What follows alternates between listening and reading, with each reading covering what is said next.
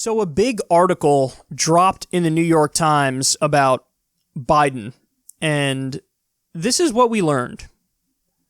Given South Carolina, you'd think Biden is best placed to challenge Sanders, but he's entirely banking on South Carolina creating a headline bang that gives him a huge boost in 3 days.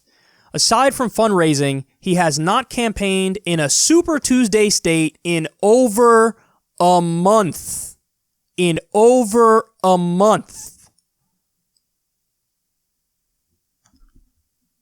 no. That's a stunning fact. That is an earth-shattering, race-changing fact.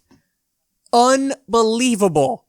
Okay, so you're probably thinking, all right, well, let's stop here. Let's be reasonable. Let's think this through.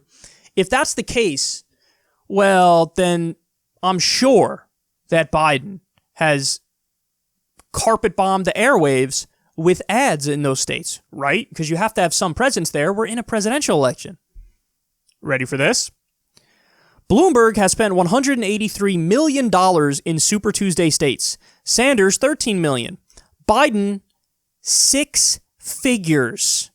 This is, in big part, the story makes clear, a story about Biden a story about Biden just not having money. We know Bloomberg's entry changed wealthy donors' calculus, and here's the result. I cannot describe to you how big of a story this is. So, for this article, the New York Times went to California. Joe Biden has 1 office in all of California. Wait, it gets better. And to put that in perspective, Bernie Sanders, the frontrunner, how many offices does he have in California? 23. So they go there. Biden's got 1 office. The door is padlocked. What? Okay. No, he's not. You don't get it. People who know politics will get this reference, but 93% of you won't get this because I'm going all the way back to 2008 now. But this is what Fred Thompson did. Fred Thompson ran on the Republican side trying to get the nomination, and he was doing okay in the polls, and then everything just collapsed. And the stories from the campaign trail were because he didn't campaign. He would show up to a state and be like, all right, let's go to the bar.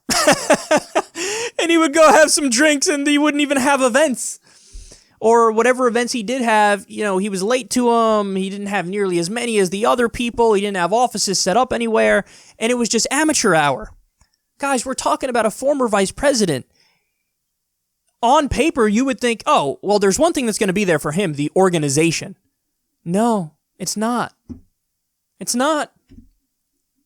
He hasn't stepped foot in a Super Tuesday state in over a month. The Arkansas Democratic Party Twitter account tweeted this article out and said, you're going to have to come earn our vote. He hasn't showed up here in forever. Okay, this is colossally embarrassing. The media should be talking about this endlessly. Guys, he's going to implode. Even if he wins South Carolina. Super Tuesday voting happens 2 days after. You think there's going to be enough of a media bump to take him from 5% in the polls, 10% in the polls, and even get him above the 15% threshold in most of those states? No way. And now with Bloomberg involved, carpet bombing the airways with ads, he's got more. Bloomberg has more of a presence in Super Tuesday states than Joe Biden does. And Bloomberg is totally astroturfed as a candidate. It's all bought. All of his support is bought. Everything.